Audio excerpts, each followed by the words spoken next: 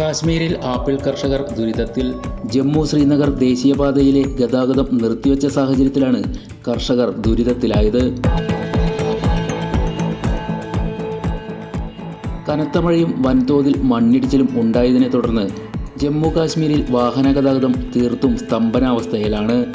റോഡുകൾ പലയിടത്തും ഇടിഞ്ഞതിനാൽ ജമ്മു ശ്രീനഗർ ദേശീയപാത ദിവസങ്ങളായി അടച്ചിട്ടിരിക്കുകയാണ്. 3000-ഓളം വാഹനങ്ങളാണ് ഇതിനാൽ കുടുങ്ങിയത്. വെള്ളക്കെട്ട് കാരണം ജമ്മുവിനും ഖത്രയ്ക്കും ഇടയിലുള്ള ട്രെയിൻ സർവീസുകളും നിർത്തിവെക്കേണ്ടി വന്നു. എന്നാൽ ദേശീയപാതയിലും മുഗൾ റോഡിലുമായി 800-ഓളം ട്രക്കുകൾ കുടുങ്ങിക്കിടക്കുകയാണെന്ന് പഴ കർഷകർ പറയുന്നു. സെപ്റ്റംബർ മാസം ആപ്പിൾ വിളവെടുപ്പിന്റെ ഏറ്റവും ഉയർന്ന സീസണാണ്. ഗതാഗതം നിർത്തിവെച്ചാൽ ഏറ്റവും കൂടുതൽ ബാധിക്കുക പഴ കർഷകരെയാണ്. ട്രക്കുകളിൽ പഴങ്ങൾ കെട്ടിക്കിടന്ന് കേടാകും. ഇപ്പോൾ തന്നെ ആപ്പിൾ കൊണ്ടുപോകുന്ന ട്രക്കുകൾ ഇതുവരെ വിപണികളിൽ എത്തിയിട്ടില്ല. കേന്ദ്ര സർക്കാർ അടിയന്തരമായി ഇതിന് ബദൽ സംവിധാനം ഒരുക്കണമെന്നാണ് കർഷകരുടെ ആവശ്യം. നിലവിലുള്ള ഹൈവേയും റോഡും ഒരു മഴ പെയ്താൽ ഗതാഗതം തടസ്സപ്പെടാത്ത വിധത്തിൽ വികസിപ്പിക്കണമെന്നും കർഷകർ പറഞ്ഞു.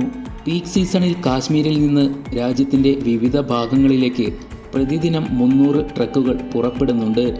ആപ്പിൾ പഴങ്ങൾ രാജ്യത്തുടനീളമുള്ള ലക്ഷ്യസ്ഥാനങ്ങളിൽ എത്തുന്നതിന് ട്രെയിൻ സർവീസുകൾ ആവശ്യമാണെന്നും കർഷകർ പറഞ്ഞു.